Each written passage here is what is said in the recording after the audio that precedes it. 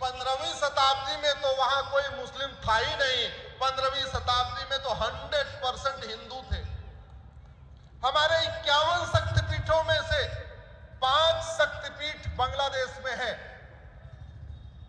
सुगंधा शक्तिपीठ, अपर्णा शक्तिपीठ, सुरेश्वरी शक्तिपीठ, भवानी शक्तिपीठ और महालक्ष्मी शक्तिपीठ। 5 शक्तिपीठ, एक शक्तिपीठ हिंगलाज पाकिस्तान में और 5 शक्तिपीठ बांग्लादेश में।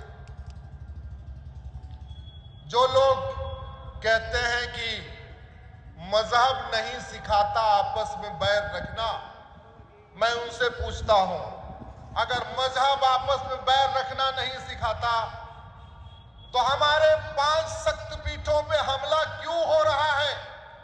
वहां लाउड स्पीकर से क्यों चिल्ला के बोल रहे हैं कि तुम्हारी दुर्गा जी पूजा योग्य नहीं है, तुम्हारे शंकर जी पूजा योग्य नहीं है, तुम्हारे विष्णु पूजा योग्य नहीं है। सिखों का जो गुरुद्वारा है वहां चिल्ला चिल्ला के कहा जा रहा है तुम्हारा ये गुरु ग्रंथ साहिब पूजा योग्य नहीं है। बांग्लादेश के जैन मंदिरों के सामने चिल्ला के कह रहे हैं तुम्हारे दिगंबर पूजा योग्य नहीं है। जहां बौद्धों का मंदिर है वहां चिल्ला के कह रहे हैं कि गौतम बुद्ध भी पूजा योग्य नहीं है। अगर ये मजहब आपस में बैर रखना नहीं सिखाता तो फिर सिखाता कौन है? आखिर ये पाक नापाक की सोच कौन सिखाता है? क्या बच्चा पेट में पाक नापाक की सोच सीख के आता है क्या? अफगानिस्तान के प्रधानमंत्री पंडित नंदराम टिक्कू थे जो कश्मीरी ब्राह्मण थे। क्या पंडित नंदराम ने टिक्कू ने सोचा होगा कि मैं तो प्रधानमंत्री हूं और कुछ दिन के बाद हमें यहां से भागना पड़ेगा और सारा अफगानिस्तान हिंदू मुक्त हो जाएगा? लेकिन जो नहीं सोचा था वो हुआ कि नहीं? क्या लाहौर में, कराची में सोचा गया था कि कुछ दिन के बाद ये हिंदू मुक्त हो जाएगा? लेकिन जो नहीं सोचा था वो हुआ। अभी जुलाई के महीने में ढाका के लोगों ने सोचा था क्या कि अगले महीने हमारे साथ क्या होगा? लेकिन जो नहीं सोचा था वो हुआ कि नहीं? और ये सब जो हो रहा है ये उसी सोच के कारण हो रहा है कि मैं जिसकी इबादत करता हूं वो पाक, जो नहीं इबादत करता वो नापाक। सबसे बड़ा हेट स्पीच यही है, सबसे बड़ा नफरत का कारण यही है। गांव मांगा उसका नाम था दिलप्रस्त। फरीद खान नाम के लुटेरे उसको फरीदाबाद बना दिया। पांडवों ने अज्ञातवास किया विराट में, होशियार खान नाम के लुटेरे ने उसको होशियारपुर बना दिया। ऐसे एक बात याद रखिएगा, वहशी दरिंदों ने न तो कोई नया मंदिर बनाया था और वहशी दरिंदों ने न तो कोई नया शहर बसाया था। उन्होंने हमारे पौराणिक मंदिरों को तोड़ तोड़ के उसका गुंबद बदला था और हमारे पौराणिक शहरों के नाम बदल बदल के केवल नेम प्लेट लगाई थी। सारे के सारे शहर पहले से चल रहे थे। आखिर मजहब आपस में बैर रखना नहीं सिखाता तो मुर्शीद खान नाम का लुटेरा कीर्तेश्वरी मंदिर को लूटने के बाद उस स्थान का नाम मुर्शिदाबाद क्यों कर दिया? मजहब अगर बैर रखना नहीं सिखाता तो मिर्जा खान ने विंध्याचल को तोड़ने के बाद उसको विंध्याचल क्यों बनाया? जौना खान ने जमदग्नीपुरम को जौनपुर क्यों बनाया? मजहब अगर बैर रखना नहीं सिखाता तो मुजफ्फर खान ने विदेह को मुजफ्फरपुर क्यों बनाया? होशियार खान ने विराट को होशियारपुर क्यों बनाया? गाजी खान ने गजप्रस्त को गाजियाबाद क्यों बनाया? फरीद खान ने दिलप्रस्त को फरीदाबाद क्यों बनाया? फरूख खान ने पांचाल को फरुखाबाद क्यों बनाया? मुराद खान ने रामगंगा नगर को मुरादाबाद क्यों बनाया? बेगू खान ने अजातशत्रु को बेगूसराय क्यों बनाया? शरीफुद्दीन ने नालंदा बिहार को बिहार शरीफ क्यों बनाया? दरभंग खान ने द्वारबंगा को दरभंगा क्यों बनाया? हाजी शमसुद्दीन ने हरिपुर को हाजीपुर क्यों बनाया? अगर मजहब आपस में बैर रखना नहीं सिखाता तो जमाल खान ने सिंहजानी को जमालपुर क्यों बनाया? अहमद शाह ने कर्णावती को अहमदाबाद क्यों बनाया? बुरहान ने भगनापुर को बुरहानपुर क्यों बनाया? होशंग शाह ने नर्मदापुरम को होशंगाबाद क्यों बनाया? अहमद शाह ने अंबिकापुर को अहमदनगर क्यों बनाया? उस्मान अली ने धारा सिंह को उस्मानाबाद क्यों बनाया, फरीद खान ने मुगल हाथ को फरीदकोट क्यों बनाया, मुजफ्फर खान ने लक्ष्मी नगर को मुजफ्फरनगर क्यों बनाया, शाहजहां ने गोमती नगर को शाहजहांपुर क्यों बनाया, बख्तियार खिलजी ने नालंदा को बख्तियारपुर क्यों बनाया, करीमुद्दीन ने करीमनगर क्यों बनाया, महबूब खान ने महबूबनगर क्यों बनाया, अली मीर ने अलीपुर क्यों बनाया, भाग्यनगर को हैदराबाद क्यों बनाया, इंदौर को निजामाबाद क्यों बनाया, भिटौरा को फतेहपुर क्यों बनाया, हरिगढ़ को अलीगढ़ क्यों बनाया, अंबिका नगर को अमरोहा क्यों बनाया, आजमगढ़ को आजमगढ़ क्यों बनाया, जसनौर को बाराबंकी क्यों बनाया और गाजीपुर को गाजीपुर क्यों बनाया। अगर मजहब आपस में बैर रखना नहीं सिखाता तो आज बांग्लादेश में पिता के सामने उसकी बेटी का बलात्कार क्यों हो रहा है। अरे मजहब आपस में बैर रखना नहीं सिखाता तो बांग्लादेश में बच्चों के सामने उसकी मां का बलात्कार क्यों हो रहा है। अगर मजहब बैर रखना नहीं सिखाता तो पति के सामने पत्नी का बलात्कार क्यों हो रहा है, पिता के सामने बेटी का बलात्कार क्यों हो रहा है, भाई के सामने बहन का बलात्कार क्यों हो रहा है और बच्चों के सामने मां का बलात्कार क्यों हो रहा है। अगर मजहब बैर रखना नहीं सिखाता तो हिंदू टीचरों से इस्तीफा क्यों लिया जा रहा है, हिंदू डॉक्टरों से इस्तीफा क्यों लिया जा रहा है, हिंदू थानेदारों से इस्तीफा क्यों लिया जा रहा है, हिंदू अध्यापकों से, हिंदू प्रोफेसरों से, हिंदू क्लर्क से, हिंदू कलेक्टर से, हिंदू थानेदार से, हिंदू तहसीलदार से, हिंदू कप्तान से, हिंदू कलेक्टर से इस्तीफा क्यों लिया जा रहा है। आखिर मजहब बैर रखना नहीं सिखाता तो दूसरों को काफिर क्यों बोला जाता है। अरे तुम्हारे भी दो आंख हमारे भी दो आंख, तुम्हारे भी दो कान हमारे भी दो कान, तुम्हारे भी दो हाथ हमारे भी दो हाथ, तुम्हारे भी दो पैर हमारे भी दो पैर। भगवान ने जैसी शरीर दिया हमने तो उसको वैसे ही रखा, कोई काट छांट नहीं किया। तो पाक तो हम हैं, हम काफिर कैसे हो गए, हम नापाक कैसे हो गए। हमने तो भगवान की शरीर से कोई छेड़छाड़ नहीं किया, जैसे दिया हमने वैसे ही रखा। भगवान ने बेटी को 9 महीने पेट में रखा, भगवान ने बेटे को 9 महीने पेट में रखा, इसलिए हम बेटा और बेटी को एक समान मानते हैं। तुम माता पिता को एक समान नहीं मानते, पति पत्नी को एक समान नहीं मानते, बेटा और बेटी को एक समान नहीं मानते, भाई और बहन को एक समान नहीं मानते, महिला और पुरुष को एक समान नहीं मानते। हम तो वसुधैव कुटुंबकम की बात करते हैं, हम तो नारी तू नारायणी की बात करते हैं, हम तो कहते हैं जननी जन्म भूमिश्च स्वर्गादप गरियसी। हम तो सर्वमंगल मांगल्य की बात करते हैं, हम तो सर्वे भवन्तु सुखिनः की बात करते हैं। हमने तो कभी नहीं कहा हिंदुओं की जय हो, हमने तो हमेशा कहा धर्म की जय हो। हमने कभी नहीं कहा गैर हिंदुओं का नाश हो, हमने तो कहा अधर्म का नाश हो।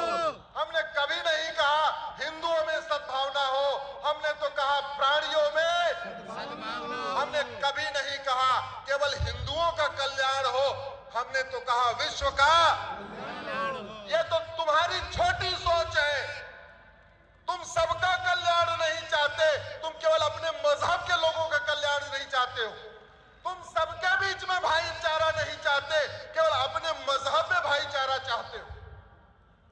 बाबा साहब अम्बेडकर की किताब पढ़िए।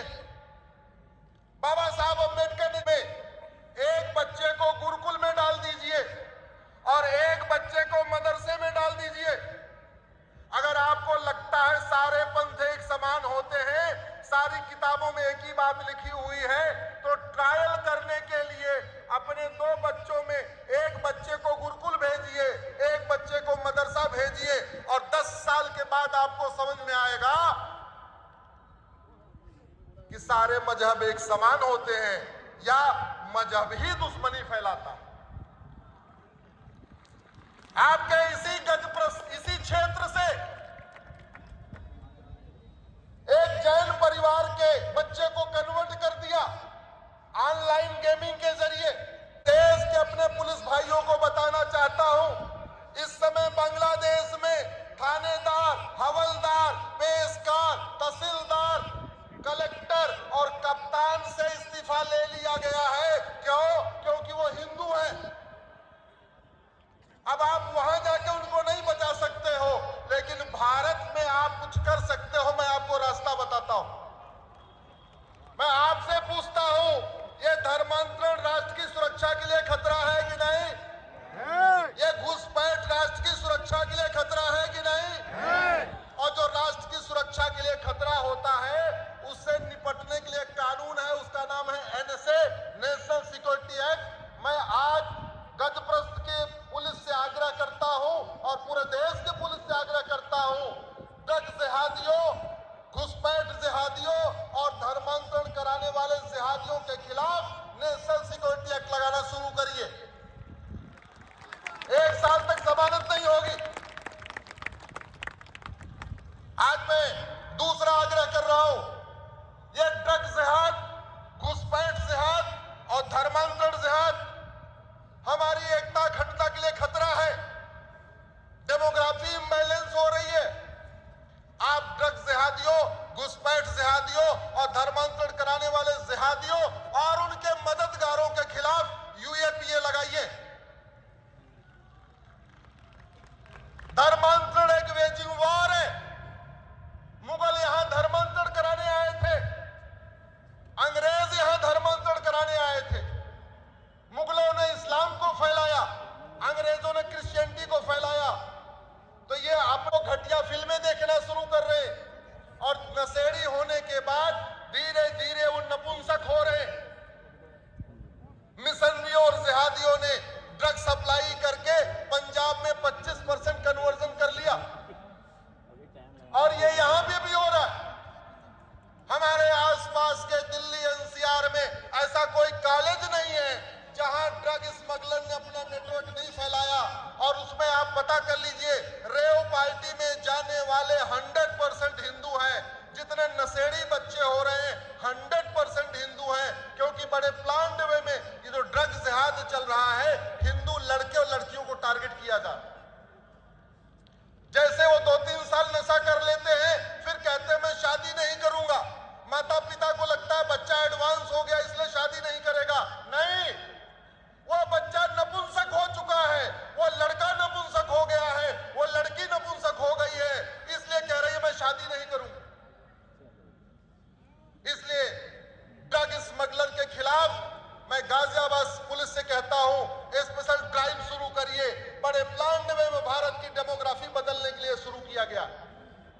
एक बात याद रखिएगा, माता गांधारी जहां से आई थी वो अफगानिस्तान बन गया। जहां से माता कैकेयी आई थी वो पाकिस्तान बन गया। हमारे 5 जहां माता के मंदिर थे, शक्तिपीठ थे, वो बांग्लादेश बन गया। और भारत के 9 राज्यों की डेमोग्राफी बदल चुकी है। मेरी पीआईएल सुप्रीम कोर्ट में चल रही है। 9 राज्यों में हिंदू खत्म। भारत में कुल 28 राज्य हैं, 8 केंद्र शासित प्रदेश हैं, टोटल हो गए 36 में से 9 राज्यों में हिंदू खत्म, यानी 25% राज्यों में हिंदू खत्म। भारत में कुल 800 जिले हैं, 800 जिलों में से 200 जिलों की डेमोग्राफी बदल गई, यानी 25% जिलों की डेमोग्राफी बदल चुकी। भारत में 6000 तहसीलें हैं, 6000 तहसीलों में से 1500 तहसीलों की डेमोग्राफी बदल गई है, यानी 25% तहसीलों की डेमोग्राफी बदल गई। भारत के बॉर्डर पे कुल 300 तहसीलें हैं, उन 300 की 300 यानी बॉर्डर की 100% तहसीलों की डेमोग्राफी बदल गई। हमारे सामने कुछ लोग बैठे हैं जो लोकसभा का चुनाव लड़ते हैं, विधानसभा का लड़ते हैं, कई सारे यहां जनप्रतिनिधि बैठे हुए हैं, कई सारे माननीय विधायक बैठे हुए हैं। आज मैं आपको इस मंच से एक बड़ी बात बताता हूं। आप अपने लोकसभा क्षेत्र की वर्तमान वोटर लिस्ट और 25 साल पुरानी वोटर लिस्ट चेक कर लीजिए। आप अपने विधानसभा की वर्तमान वोटर लिस्ट और 25 साल पुरानी वोटर लिस्ट चेक कर लीजिए। आप अपने वार्ड की वर्तमान वोटर लिस्ट और 25 साल पुरानी वोटर लिस्ट चेक कर लीजिए। ऐसा कोई वार्ड नहीं, ऐसी कोई विधानसभा नहीं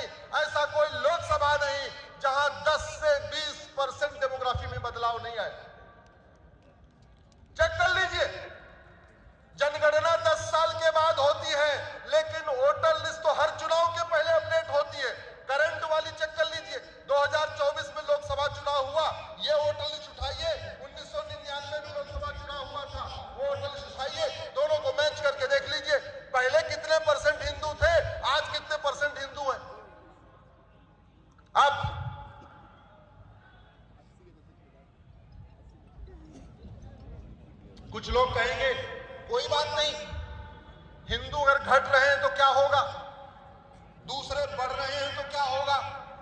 तो क्या होगा वो मैं आपको बताता हूं।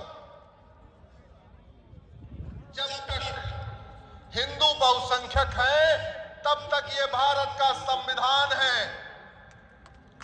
जब तक हिंदू बहुसंख्यक है तब तक भारत में लोकतंत्र है। जब तक हिंदू बहुसंख्यक है तब तक सबको समानता का अधिकार है। तब तक equality, justice, liberty, fraternity, unity, national integration. जब तक हिंदू बहुसंख्यक है तब तक आपको सोचने का अधिकार है, बोलने का अधिकार है, लिखने का अधिकार है, देखने का अधिकार। नहीं तो अफगानिस्तान, पाकिस्तान, बांग्लादेश में किसी जज की इतनी हिम्मत नहीं है कि खुले कोर्ट में कह दे कि पृथ्वी गोल है। सारे जजों को पता पृथ्वी गोल है, सारे वहां के पत्रकारों को पता पृथ्वी गोल है, सारे वैज्ञानिकों को पता पृथ्वी गोल है, सबको पता है। लेकिन एक बार, और विश्वास न हो तो मीडिया के बंधु खड़े हैं, आप मीडिया डिबेट में बुलाते हैं, सबको बुलाते हैं। किसी मौलवी और मौलाना से पूछिएगा पृथ्वी गोल है कि चपटी, आप पूछ के देख लीजिए। उसकी इतनी हिम्मत नहीं है ओपन डिबेट में कहते पृथ्वी गोल है, जानता वो भी है। इसलिए कहता हूं, जब तक हिंदू बहुसंख्यक है तब तक आपको तर्क करने की आजादी है। जब तक हिंदू बहुसंख्यक है तब तक आपको सोचने की आजादी है। जब तक हिंदू बहुसंख्यक है हमारी बहन बेटियों को अपनी पसंद का कपड़ा पहनने की आजादी है। जब तक हिंदू बहुसंख्यक है अपनी पसंद से मेकअप करने की आजादी है। जब तक हिंदू बहुसंख्यक है तब तक आपको क्लीन सेव रहने की आजादी है। तब तक आपको अपनी तरीके से त्योहार मनाने की आजादी है। तब तक अपने तरीके से वस्त्र पहनने की आजादी है। हिंदू